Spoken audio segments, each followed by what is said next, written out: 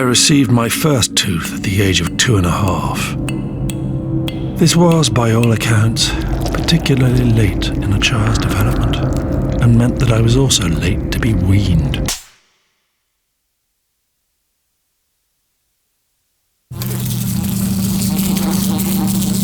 I did not enjoy teething so much.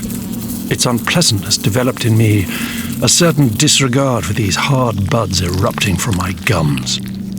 I found biting with conviction on firm objects to be of benefit and suitable punishment for the teeth. I would take to chewing anything I could get my young mandible around.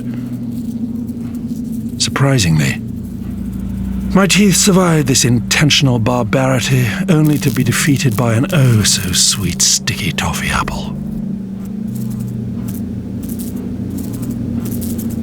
This victory was short-lived. These were primary teeth, and primary teeth are only present to make way for adult teeth. They sprouted anew. By the age of 6.5, I had unfortunately now gained a complete and fresh set.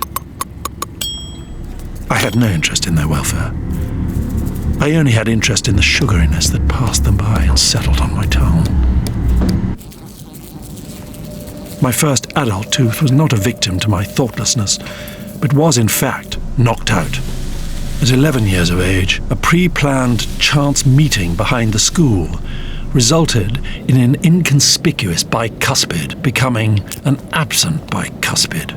The gap left by this missing tooth was thoroughly explored and enjoyed by my tongue with fond reminiscence. I reached the age of 48, continuing to lose teeth. By then, I had lost enough teeth to begin missing them in my day-to-day mastication of food, even if my tongue was now lavishing in the smoothness of its surrounds. I lost 3 more through medical intervention, and through necessity, I gained my first set of dentures. With them came a revelation. It was only then, presented with the disembodied enamels, that the full beauty of this substantial link between food, tongue, throat, and stomach became apparent. I began to place the form of the teeth above the function, vetting and analyzing food for potential risk of the teeth falling foul. Many foods, in fact, became avoided or mashed, filtered, separated, and mashed again, all for the sake of keeping my prosthetic teeth pristine. My fascination with teeth soon began to spread outside the realm of my own and into those of other toothed animals. I marveled at their efficiency, their specificity. These wondrous beasts had no need to worry their minds about their teeth. They were blessed with immaculate design. I would take inspiration from them. I began to think about how I could combine these specialist points, that perhaps I could improve on my previous God-given and God-inspired dentures. I realized the perfect cutting, tearing, and mashing tools.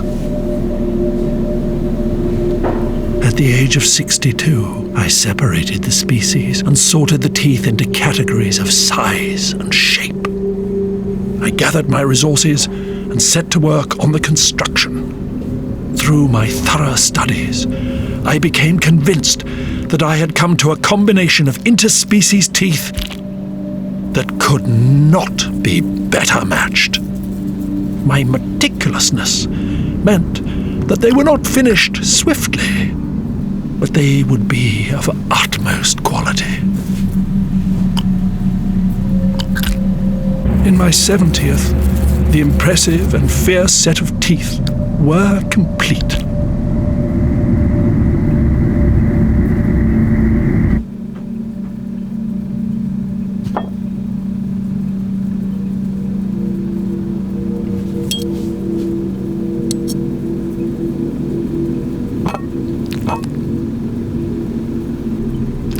In my 71st year, I lost the tip of my tongue.